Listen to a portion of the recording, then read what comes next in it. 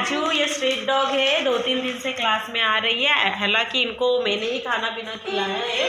अब ये प्रेग्नेंट है, थोड़े दिन में बेबी देने वाली है। अगर आप सभी को अगर इसके बेबी देखने हैं तो यूट्यूब चैनल पे कनेक्ट रहिए मेरे साथ और मेरे वीडियो को अपडेट करिए, है ना राजू? बोलो मेरे बच्चे देखने हैं ना आप सभी को, बहुत प्यारे प्यारे बेबी होने वाले मेरे। हाँ हाँ राजू, चलो जो बता आराम कर।